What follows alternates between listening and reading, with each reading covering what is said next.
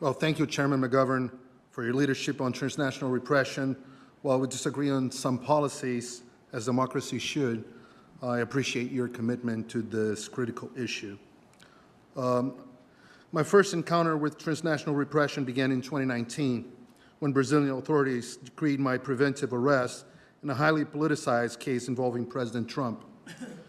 Though I was already legally living in the United States, Brazil placed me on Interpol's Red Notice list, triggering the cancellation of my journalist visa.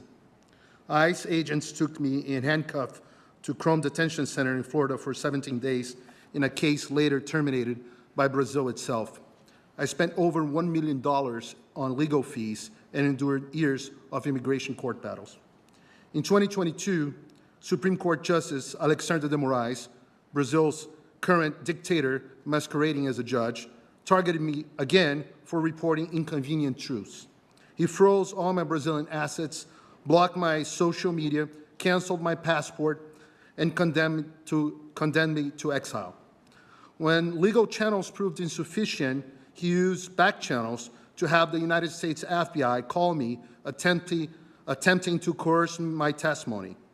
House Judiciary Committee Chair Jim Jordan questioned this unprecedented violation in a letter to the FBI Director Christopher Wray on May 21, 2024, a letter never answered. Today, Moraes publicly insults me from Brazil's highest court, calling me a pseudo-journalist and a fugitive, though I've lived openly in Florida for 10 years. He claims there is a secret arrest warrant against me, and I cannot defend myself because I have not been formally charged, and that I don't even know if I've been placed on Interpol's list again. My case is not isolated, but part of a systematic campaign. Journalist Alan dos Santos spent over 2 years on Interpol's Red Notice list before his lawyers proved the Brazilian government possessed no evidence and got his name removed. When the Biden administration denied his extradition, stating that his conduct wasn't criminal in the United States, leaked dialogues revealed Moraes' judicial advisors discussing the possibility of sending operatives to kidnap Alan from U.S. soil and clandestinely transport him to Brazil. His warrant remains open in Brazil, and he continues facing millions in fines for posts made on U.S. soil. My colleague Rodrigo Constantino, an American citizen, faces similar persecution. Even award-winning journalist, American journalist Michael Shellenberger has been targeted by Moraes. Stop for a moment to contemplate the gravity of what I'm saying.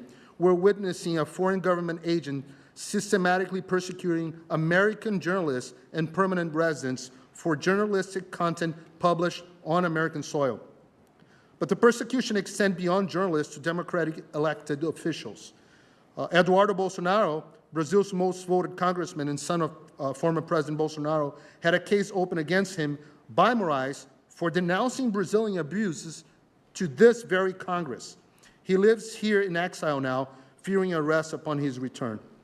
Just last month, yes, another congresswoman, Carla Zambelli, Brazil's most voted woman for Congress, had preemptive arrest decreed by Moraes.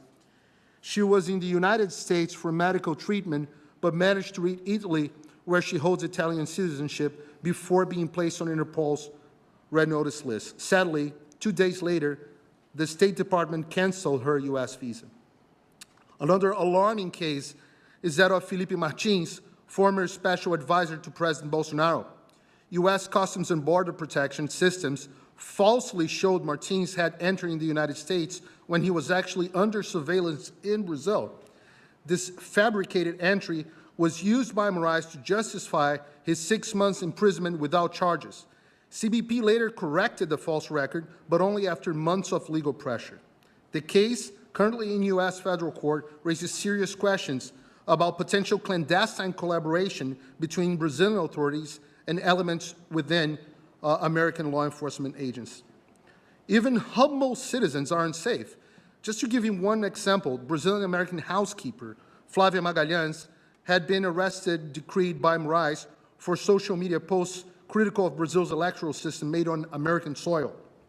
Tech entrepreneurs like Chris Pavlovski, CEO of Rumble, and Elon Musk also fall victim to Moraes' systematic persecution. In fact, Moraes has attempted to transform tech companies, American tech companies, into unwitting instruments of his repression. An unknown number of Brazilians have their social media accounts blocked by his orders, including individuals residing on American territory. Tech giants like Meta, X, Google, and Rumble face threats of massive fines and executive imprisonment unless they share data about individuals on American soils with Moraes. Don't take my word for it. Similar conduct under Moraes' threats led Rumble to take the unprecedented step of suing Moraes on U.S. federal court in Florida. On February 25, 2025, U.S. federal judge Mary Scriven ruled that Moraes' orders were unenforceable in the United States and prohibited anyone from attempting to enforce them. Moraes' response was swift and vindictive. He branded CEO Chris Pavlovski as a criminal and banned the platform entirely in Brazil. This weaponization of corporate fear contributed to X's temporary departure from Brazil in 2024, with Elon Musk remaining under investigation and even the unrelated company SpaceX being targeted. Faced with such retaliation, other companies like Google and Meta simply comply with Moraes, despite formally recognize the illegitimacy of his orders. The implications for national security are staggering.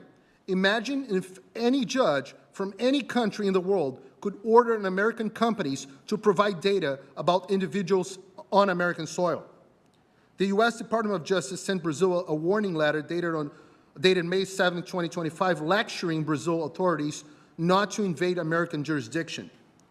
Let me reiterate my urgent warning to this Congress last year. Without decisive American action, we'll have an enormous Venezuela on steroids in South America's heart. Since then, the situation has gotten significantly worse. The United States has powerful tools like the Global Magnitsky Act for human rights violations, such as freedom of expression, press, and due process. So I urge this commission to recommend sanctions against Moraes within the next 30 days. However, these actions are insufficient. We need legislation specifically targeting transnational repression, a bipartisan imperative. This commission should also recommend that the government should also stop considering Interpol red notices for visas, pressure Interpol to adopt rigorous criteria for politically motivated cases, and create asylum exceptions for transnational repression victims. When foreign courts override First Amendment, when U.S. citizens are silenced on American speech, when our systems are manipulated against dissidents, we face an assault on American sovereignty and constitutional democracy itself. Thank you for your attention on this critical matter. I welcome your questions. Well, thank you very much.